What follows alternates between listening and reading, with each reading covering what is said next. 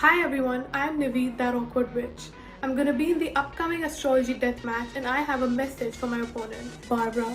I'm sure you've accumulated a lot of knowledge over the years, I assume, but as someone with an angular Aries Mars, I was quite literally born to win. You simply can't win against the intuition of a Pisces and the genius of an Aquarius. So Barbara Banfield, you're gonna lose so hard, you're gonna be banned from this field. See you! Hi, I'm Barbara, and I'm excited to be a contestant on Astrology Deathmatch this week. I am bringing a powerful mutable T-square with the planets Sun, Moon, Mars, and Jupiter all in the middle degrees of Virgo, Sagittarius, and Pisces, all currently being slammed by the powerful transit of Saturn and Mars through Pisces, asking me to prove myself. So thanks, Alex. Anyway, I say to Saturn up there, let's do it.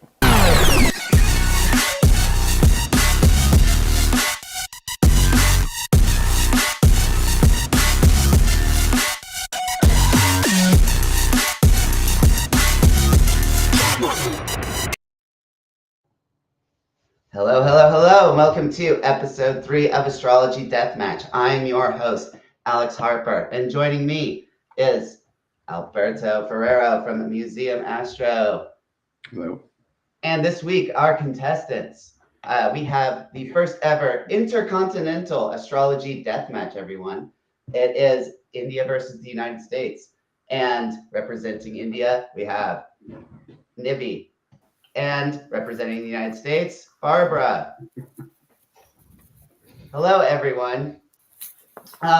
This is also, as we noted in the intro, 420, right? So we've got, to start things off, a special 420 themed chart, right? Well, it's more like this person is famous. They're extremely famous, and they're associated with both drugs and astrology. All right, so let's just take a look at this chart to get going. Okay, so here we go. This person has a lot of Cancer placements on the midheaven. That's interesting. That's like the first thing that I noticed when I saw this chart. Alberto, did you have anything you thought about you want to share here on this one? Yeah, I'm just noticing, being a Taurus myself, this person has Venus in Taurus, but in the 8th house. Right, so maybe like, they're like a hidden pleasure or something like that. They're not all they seem. Exactly. Because all this Cancer energy, that they kind of put themselves forward as a kind of this like mother figure almost. You can see, right? And then we've got the Jupiter Saturn Earth conjunction in the 11th house, so there's like powerful friends and people that in their circle are pretty powerful, I would say, especially when we've got it making aspect. The sun is making close aspect with the sextile to Jupiter. So I will just cut to the chase. This is Nancy Reagan's chart, right? Now, Nancy Reagan is famous for being the first lady of the United States. Is also famous for having an astrologer on staff, right? Where she actually, warned her. Nancy Reagan's astrologer warned her about an assassination attempt, and they had extra security on staff during the assassination attempt on Reagan. So this is astrology actually helping to save the president, right? And also Nancy Reagan's slogan, "Just say no." Right? Just say no. And that's what we here at Astrology Deathmatch say, just say no. That's the official motto.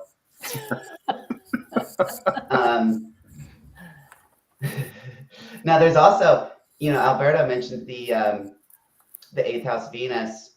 And, there was those rumors that came out a few years ago about Nancy, right? She was, the secret blowjob queen of Hollywood, right? So I don't know. Is that in a chart? Maybe. Maybe. Um, She's also got, the ninth stellium of ninth is the house of astrology and divination, and she has Mercury there as well. So seems like that might have been something that inclined her to Joan Quigley. okay, well, let's take a look at the chat here. I realize I don't have it pulled up. Hello, everyone. So I think let's just, you guys want to just jump right into the first question? Sure. Yep. Yes. Sure. All right. All right, here we go. So here, the first question is one person is a doctor, the other person is a publicist. Can you tell who's who just based on the chart? All right. So let's see. I guess Barbara, did you want to go first with this one? Sure. Well, I said that chart A is the publicist because we have the ruler of the ninth house of publicity and the ruler of the 10th house of career, Mars and Jupiter, in the third house of communication. Plus, this person has Mercury in the first, opposite Saturn, or Mercury basically on the cusp of the second, opposite Saturn in the eighth, and using their communication skills and their words, etc., to help other people earn money. And I kind of hypothesize that this person might also be involved in doing primarily internet work, web design, or social media influence based on the Uranus-Neptune conjunction exactly squaring the midheaven.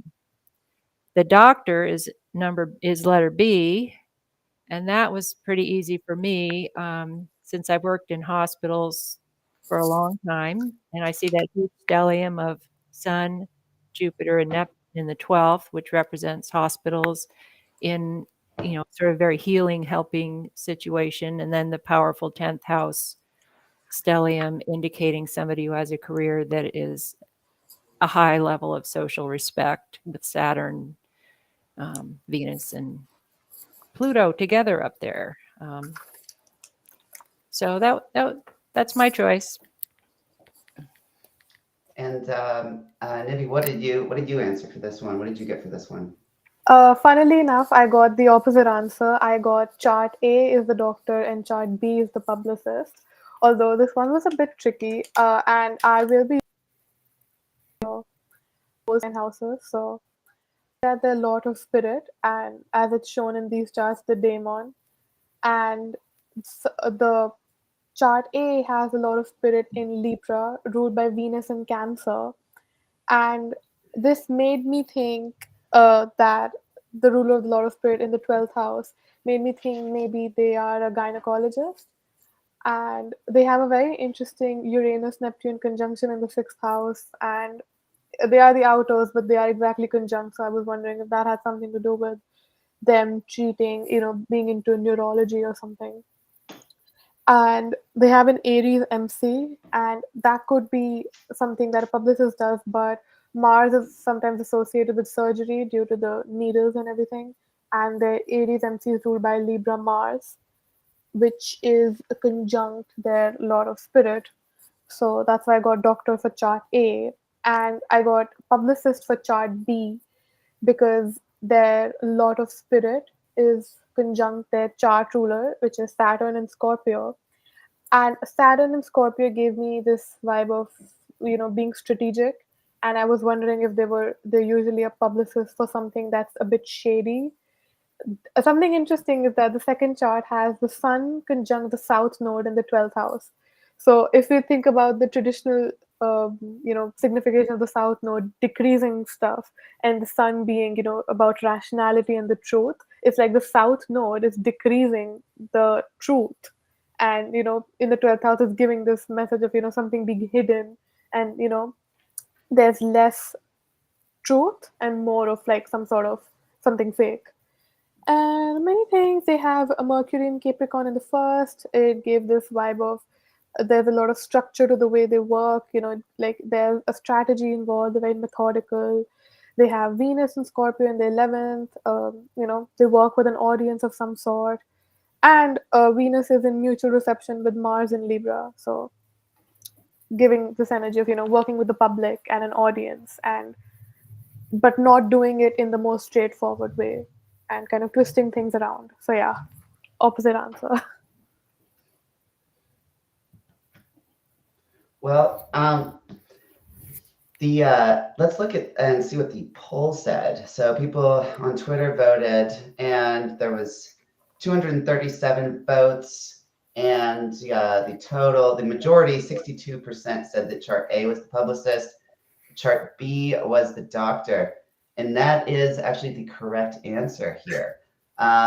So we have Barb taking an early lead.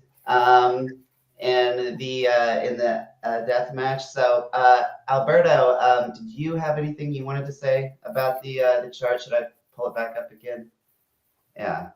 I don't know if you had anything you wanted to add here. I could also. Yeah, just briefly, I wanted to maybe throw this in. It just occurred to me from a horror perspective that the client, can be the seventh house, the client relationship, and then the sixth from the seventh is the 12th. So maybe that's the patient. The patient of the. Anyway, I don't know if that's completely thought through, but it just occurred to me. Yeah, so I thought, this, it's interesting, right? Because we've got, the 12th to 6th axis is a lot of times associated with hospitals and doctors, and we've got the ruler of the 6th rising, right? And we also have all of this action in the 12th. I mean, Mars in a Libra sign, right? That could be like, removing things for good, right? So over here with the publicist, I mean, this Pluto Neptune conjunction, or Uranus Neptune conjunction, rather. Sorry, that's I don't know. I like it. It's also making a square with Jupiter, which is in the 3rd house. I don't know. Those were my main thoughts on these two. Let's go ahead and move on to the next question. Okay, so here is round 2. What happened? All right, so here's a natal chart, and then the transits are on the outer wheel. We have 4 choices as to what happened. We have injury, financial windfall, new lover, or moving house. All right, so we went with Barb first. Nivi, would you like to give your answer for this question first? Yes. So at first I thought it could be an injury because Chiron was exactly on their Aries moon. But I quickly figured that it's related to their finances. And hopefully I did the math right, but I think they're in an 11th house perfection year. And their Time Lord is Mercury. And that house contains their Jupiter. And I could see that the transiting Mercury was at 0 degrees of Pisces, opposing their natal Venus in Virgo. So Mercury was transiting their 8th house, and it was opposing their Venus, which to me gave me the feeling that this could have been something more negative in terms of finances. But because of it says financial windfall, I thought, uh, they got the money from something not as happy, but they still got the money. And their Mars also conjunct Venus in their 7th house, so I thought it's a financial windfall. Okay, great. And Barb, what was your answer? My answer was that this person met a new lover. I definitely considered the financial windfall piece, but it really just kept being that the ascendant, descendant axis was really heavily emphasized by these transits. And we have Venus and Mars conjunct. I mean, those are the lovers on the 7th house cusp. So that was a pretty strong indication. The Lord of the 5th, Jupiter, is trining Saturn, Lord of the 7th. So we have, sexual interest and partnership interest. There was just so much going on with the 5th and the 7th and the Mars Venus conjunct that I said lover. I do have a feeling that this person earns money through risk taking, like gambling and betting, but I didn't see that on this particular day that anything associated with those planets in the 5th house was really giving a financial windfall. So I went with lover. Okay.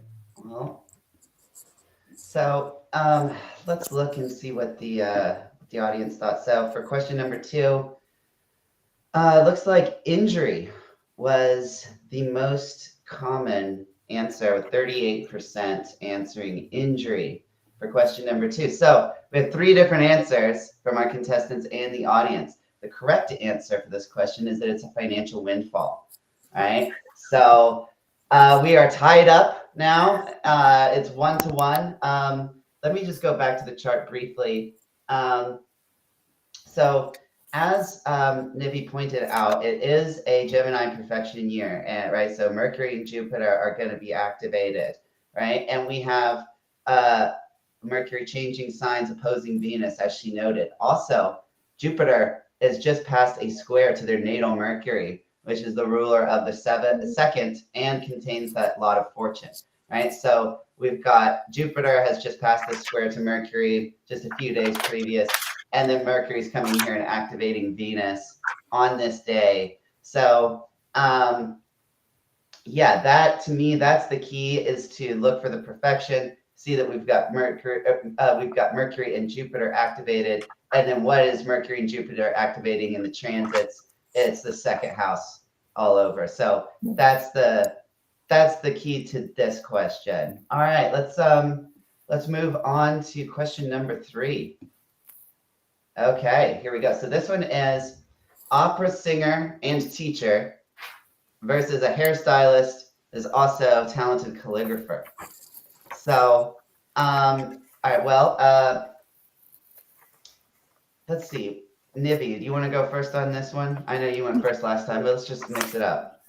Yeah, this was the one I was the most sure about, so I hope I get this right. I got chart A is the hairstylist and calligrapher, and chart B is the opera singer.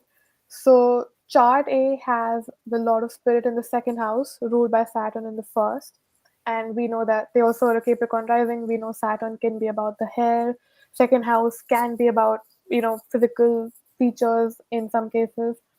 They have Mars in Cancer conjunct Chiron. So it gives me this feeling that they use that Martian energy in a more gentle way to cut hair, perhaps. They also have it in the 7th house, and it's ruled by the moon in the 6th. So they connect with other people in that way. They also have the sun and Venus in the 5th in Taurus.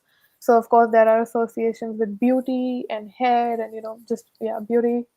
And I feel like calligraphy is a very Saturnian and Venusian thing because of the intricacy, and they have Saturn trine their sun in Taurus. They also have the MC in Scorpio ruled by that fallen Mars.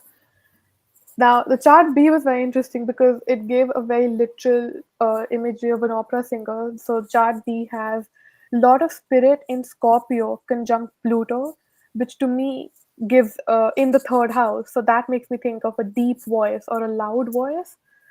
And they also have their MC in Taurus, ruled by Venus and Pisces. So, like performance and having a smooth voice. They have Mercury in Aries, again, they're loud. And they have Mars conjunct Uranus in Sagittarius in the 5th, which again makes me feel that they perform on a stage. and specifically a big stage. For some reason, Uranus makes me think that. And they have Moon conjunct Neptune in Capricorn. Again, deep, heavy voice that evokes some sort of emotion. So yes, chart A, hairstylist; B, opera singer. That was great. I really liked your answer, how thorough it was. Barbara, what did you get for this question? I got the opposite. I looked at chart A and I saw that Sun and Venus in Taurus at the base of the chart, with opposed by Pluto on the 10th at the MC. And I just thought, wow, that's somebody with a very powerful voice. Taurus rules the throat and singing. Venus in Taurus is specifically somebody who tends to be good at singing. And then we have a trine from Saturn in the earth sign of Capricorn, which strengthens the physicality of the voice. And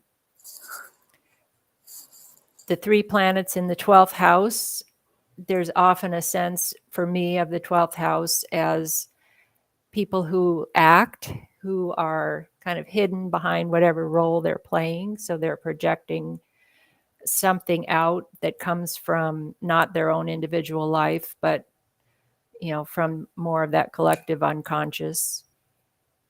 And the other thing is the Mars opposite Uranus in the 6/12th axis there, and Mars in the 6th. There's short bursts of very intense physical expression during work. Opera singing is probably exhausting for the vocal cords. And there's also an intermittency of work that you sign on to do an opera, and then how much time do you have off from work? So there's you go, and there's travel. You don't just have a steady job. So that Sun Pluto thing just felt to me like this extremely powerful projection through the career. And then on chart B, what spoke to me about him being a hairstylist is the Sun is square Saturn and Mars. Saturn rules the hair and Mars rules cutting. And that's squaring Sun in the 7th, which is, a person who's very comfortable working with clients. The calligraphy, we have Mercury and Venus sort of conjunct there, cross signs, but definitely close together. And they're in the 8th house. And in general, calligraphers work for producing stuff for other people. Also, hairstylists, that 7th and 8th house being very strong, work for not only just, work for them as a client, but on an emotional level, they're working to fulfill emotional needs of the client for how they want to appear. There's also the 3 planets in Pisces, and hairstylists work with chemicals. And this person would be very comfortable working with chemicals and creating illusion and all that Piscean stuff. So that's how I came to my answer.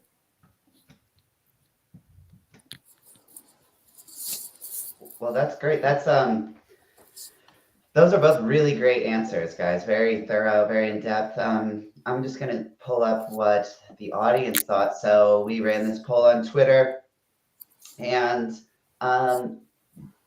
58% said that A was the opera singer and B was the hairstylist.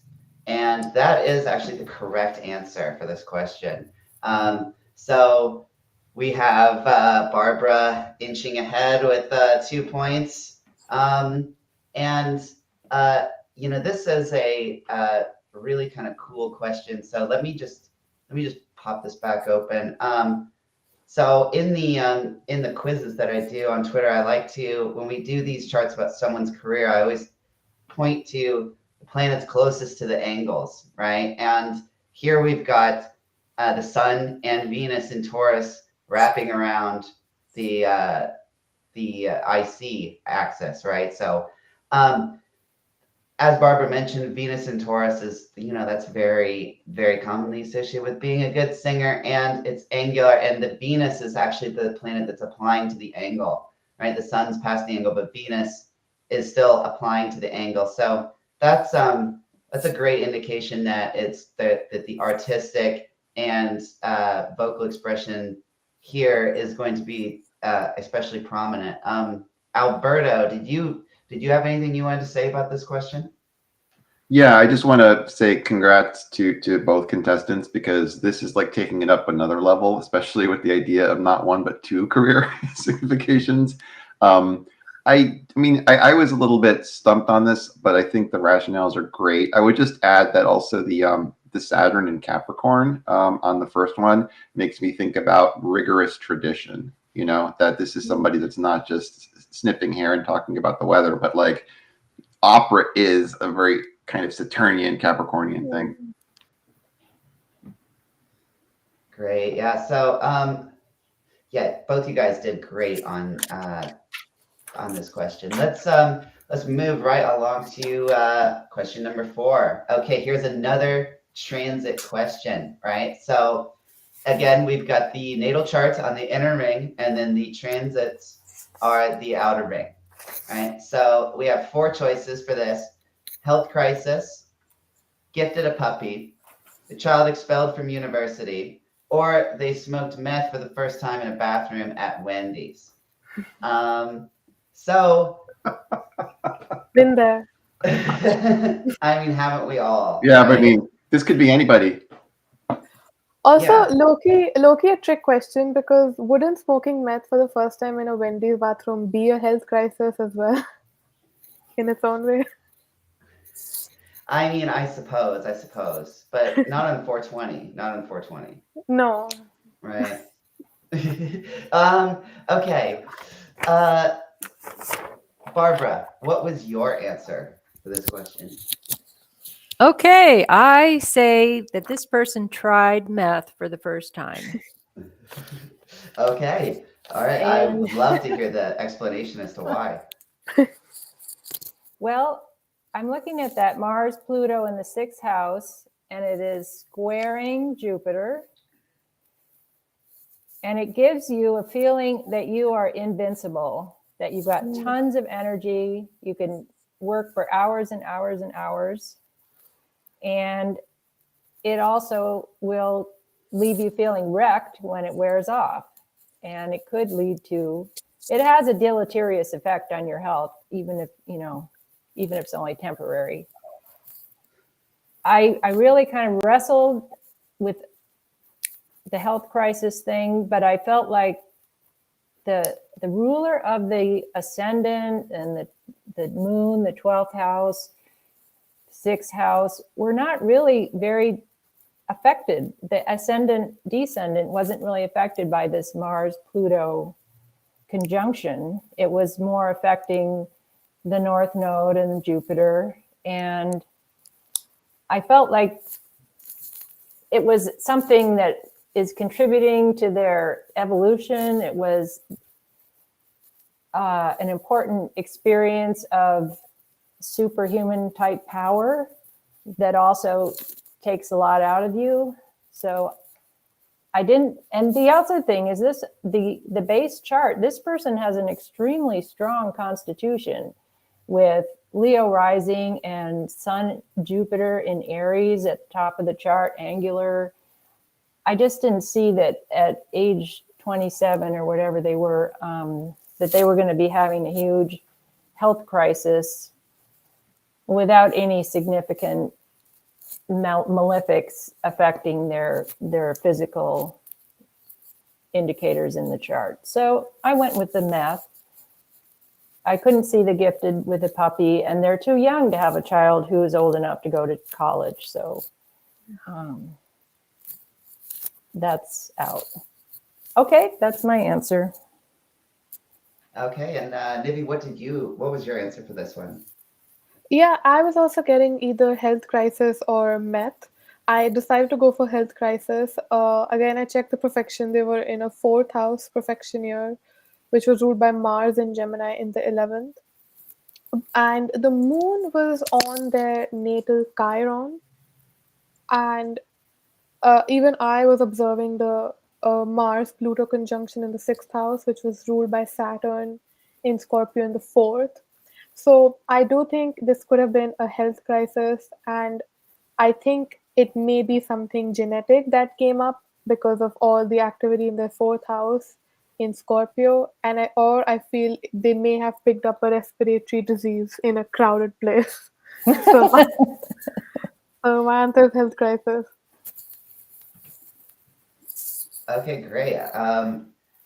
I like that that meth is the second leading answer. Well, it's the third leading answer on the poll on Twitter. So the audience says health crisis, 38%.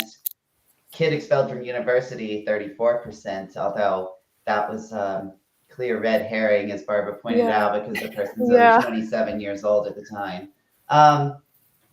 So the correct answer here is that it's health crisis. All right. And what Nivi said about, well, it was a appendix, right? And they were, this person was on a trip when they suddenly had appendicitis and had to have an emergency surgery to remove their appendix while they're in a foreign country, right? So it was this sudden thing. And if we go back to the chart, I mean, the Mars Pluto, they are in a fourth house year, and Pluto's in the fourth house, and then we've got Mars and Pluto squaring Jupiter. One other thing I noticed is that we've got the moon, or the sun here is 12th from their natal moon, right? And the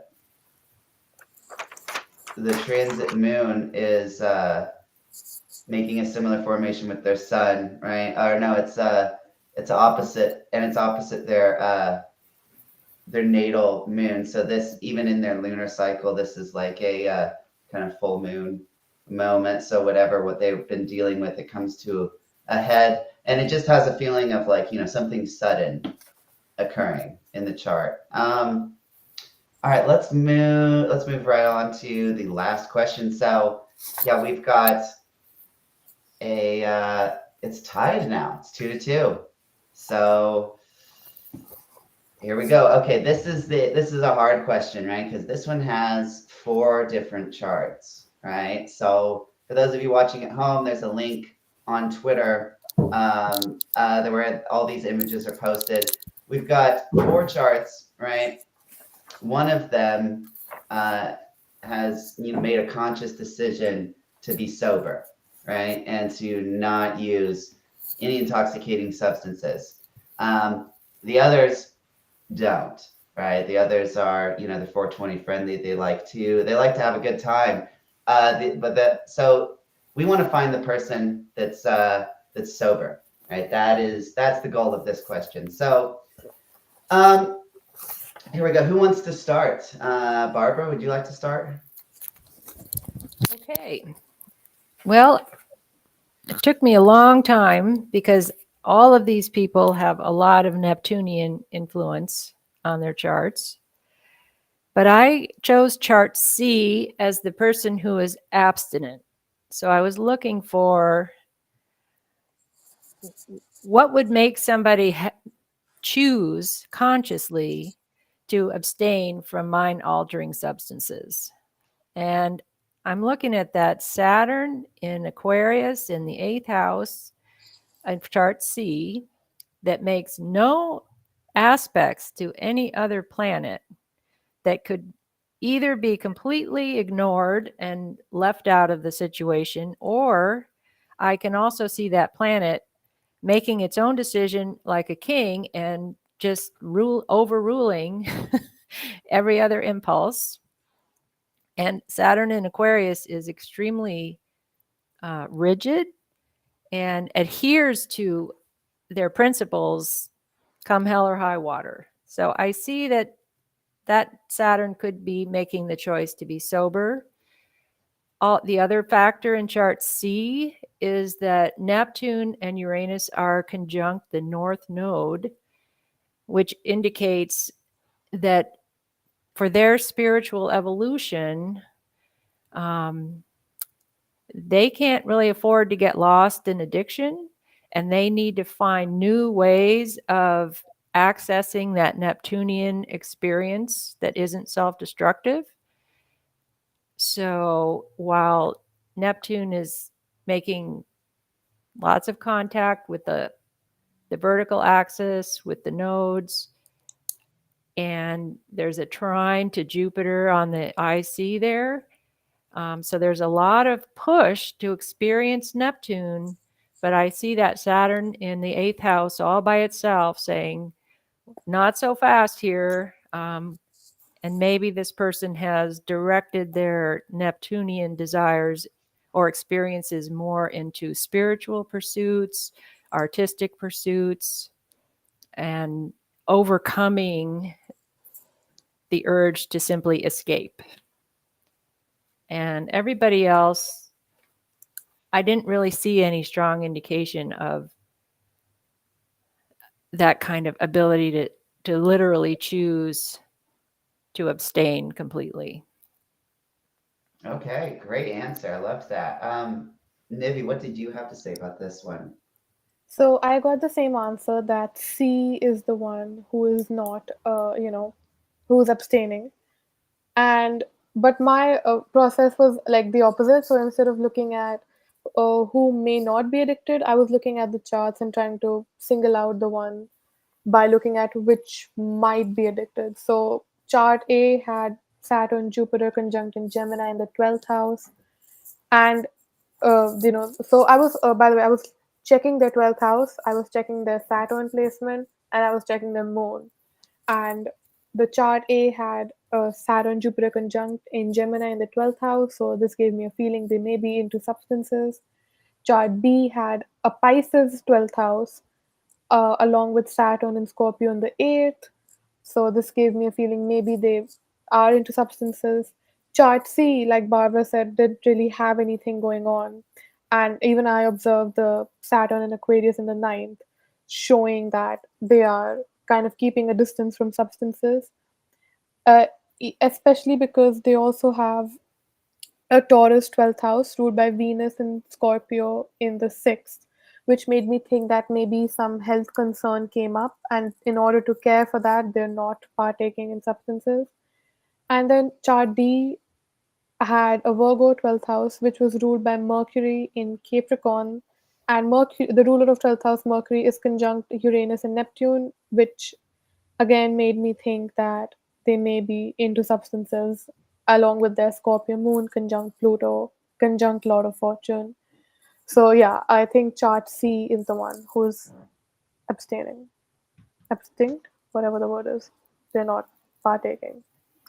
Well, looks like you guys are actually both right. And so, but the audience got it wrong. The audience said D was the non-addict. But you guys did better than they did. So you guys both right. So this is we're ending in a tie here. We can't have this on. It's astrology death match. Somebody's got to die. Right?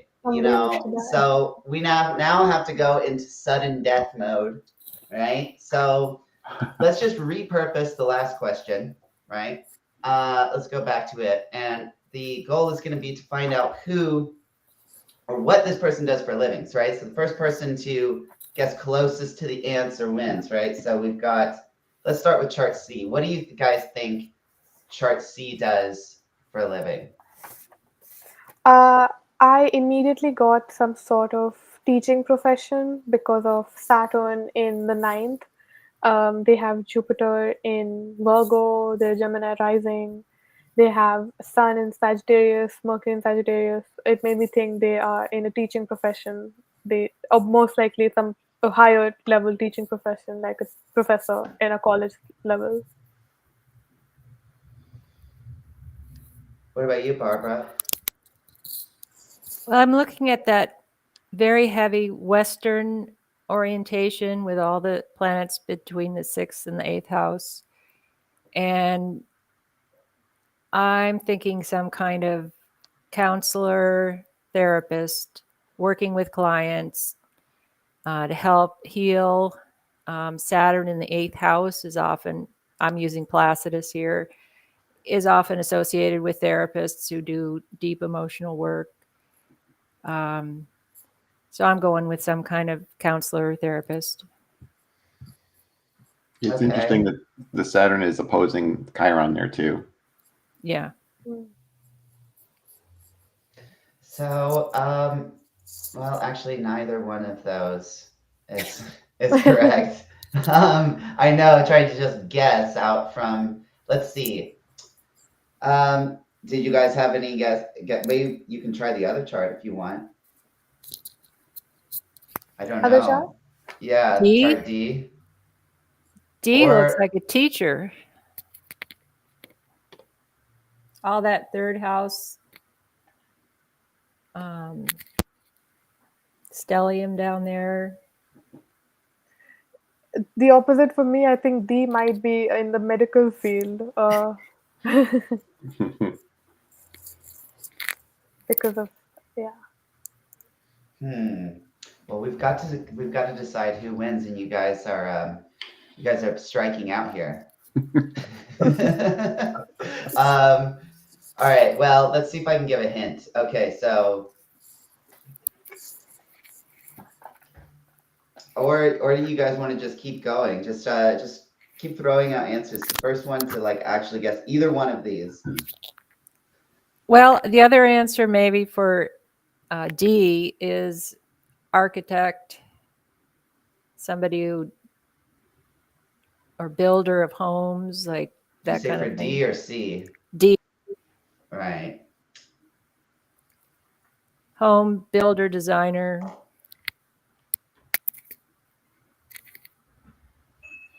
Unfortunately, no. Was the person in chart D into something religious, where they were like a priest or something No, in a they had religious?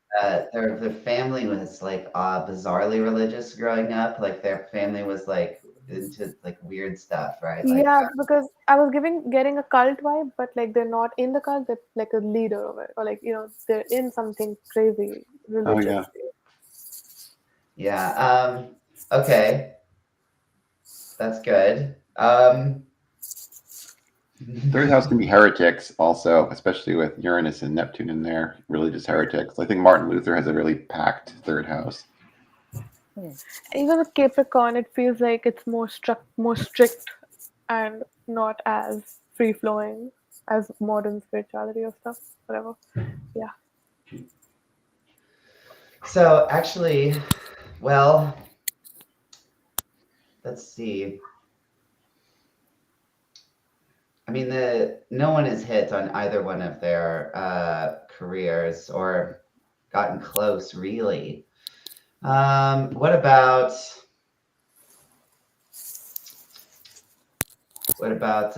this one? Chart B. To see, can anyone? Okay, this one has multiple careers, right? So this person has had more than one job in their life, and any of them will count. Substance abuse counselor comes to mind with Neptune conjunct the midheaven, squaring the Mercury, Pluto in the 1st and the 7th. That's working one-on-one with people and possibly having to do with substance abuse. So they do work one-on-one with clients, but it's not with substance abuse. The prison counseling?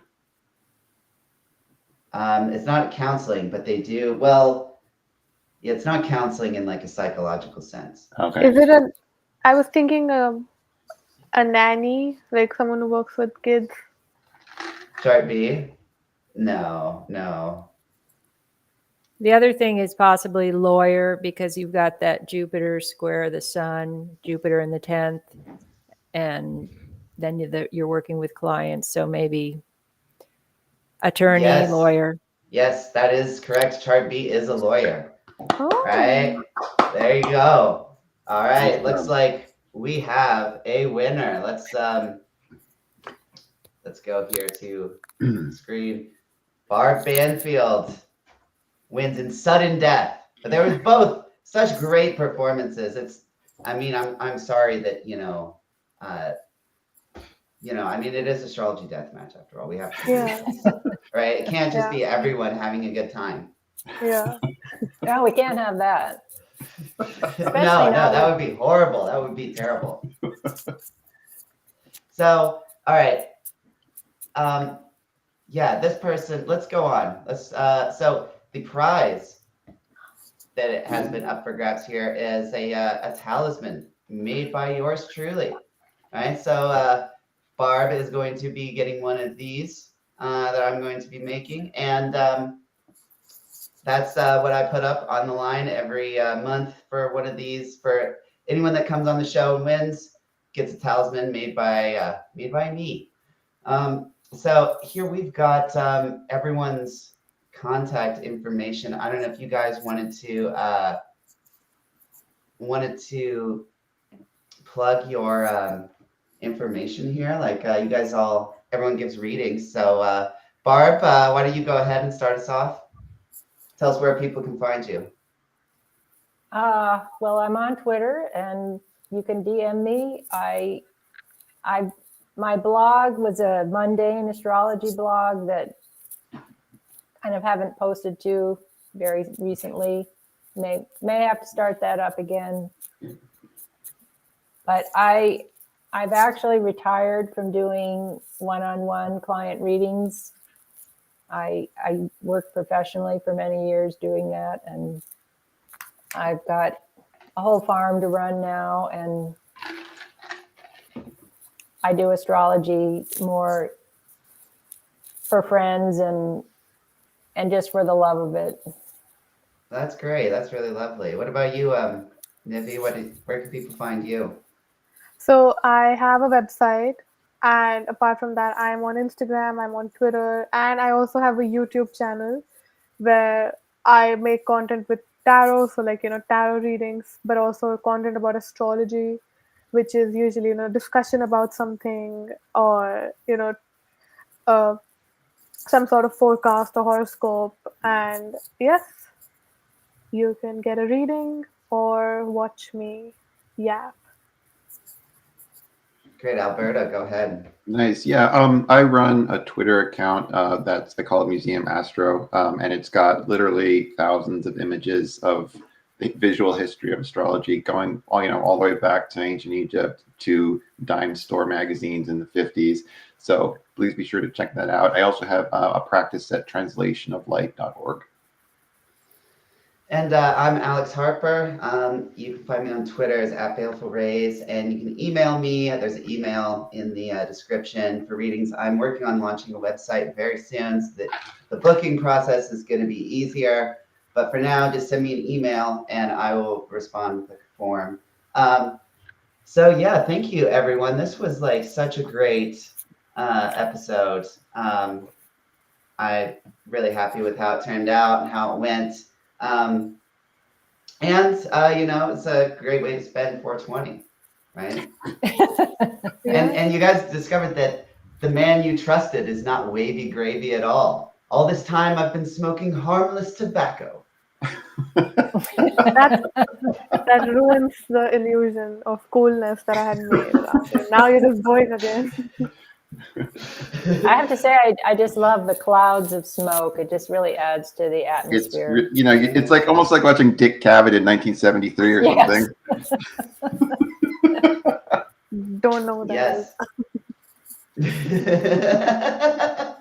Very cool. All right, guys. Well, thanks everyone for tuning in, and we are going to be doing these monthly. I'm going to attempt to time them with the solar ingresses, right? So we should be back around the time the sun changes signs each month for an astrology deathmatch, and then myself and at North Astrology, Gracie, we are going to be going live in a couple weeks to do another show. It's going to be a live panel show where you come on and you submit your charts, and me and Gracie will try and read it live, right? And I eventually would like to have more guests on the show, right? And we can get a panel show going on where people can read charts live. So I'm really excited for the stuff we've got coming up in the future. And this has been great. Thank both of you, these contestants. And also, it takes a lot of guts to come on here and do this kind of thing. I have to hand it over to Barb and Nivi because they are insane. There is no way I would come on this show and be a contestant on it. It's absolutely crazy. And the fact that anyone is crazy enough to do it, they should be commended, right? Because this is sadistically hard, and they deserve all the respect in the world for doing this. So my hat is off to both of them. Great job. All right, I just want to add one last thing. Yes. Nivi, I just want to say that fifth question that we both got right, I just want to give us both props because that was really, really hard. Yeah. And I just feel really proud that we both got it right. Yeah, that one was really hard. And actually, we didn't even go over that one. So to go back, I mean, because Alberta, did you want to say something? Because you had a really cool thought about this question, right? Do you want to go into that real quick? Yeah, briefly, I got it right in talking to Alex, and basically the moon, the only chart where the moon is not being really threatened is chart C. So I have read a book called The Astrology of Alcoholism, and one of the things they were basically mentioning to look for, besides Neptune and stuff, is a moon that doesn't feel comfortable in its own skin, basically, and needs to escape. Yes. So the moon is being maltreated in all of these charts except for C. Another exception in chart C that's present in all of the others. So if we look for who is pleasure seeking, right? We would look at the ruler of the fifth house, right? So chart A has the ruler of the fifth is Mars here, right? And we've got Mars applying to an angle, advancing to the angle on the IC. In chart B, the ruler of the fifth is the sun. The sun is rising. It's advancing towards the ascendant, right? In chart D, the ruler of the fifth house is Saturn. Saturn is advancing to an angle. In the C, the ruler of the fifth is Mars, and Mars is declining from the angle. It's already past the angle, right? And so the impetus for pleasure seeking is, perhaps not there as much. And when you combine that with the fact that, that chart C is the only one who has a moon that is in relatively decent shape, you see that, this person is probably going to take better care of themselves. They're not going to be, as impulsive and self-destructive in pleasure seeking, right? So don't you see that the moon is being afflicted by Neptune squaring it? Well, it is squaring Neptune, but the moon's separating from there. And I mean, usually I don't consider that to be really that, like the moon Neptune contact. I don't know as if that is it's not as bad as like the moon being conjunct Pluto. The Neptune is being controlled by Saturn. Saturn's restraining the Neptune also. Yeah. And we've also got in these others, so the moon, the square to Neptune is much more exact here in chart A. And it's also, the moon is also, it's to square the node axis, right? Very loosely. And then over here, it's like you got the moon opposite Uranus, right? Very, very tight, right? And it's applying, right? Yeah. So I don't know, like it's, of course, this person's moon is not like perfect, right? But of the four choices, this moon is like the least badly treated, right? I don't know. I think we could all agree with that, right? Yeah. Yeah, there's no Okay. absolutes in this game. It's just a matter of like looking for different perspectives and Exactly. Well, I think we will end the show here. Oh, look, there's 333 viewers right now. Really? Oh my Perfect. God. Yeah, great. Thank you guys so much for tuning in. It's been great. I'm Alex Harper, signing off for Alberto Forero, That Awkward Witch, and Barbara Banfield. Have a good 420, everybody. Enjoy.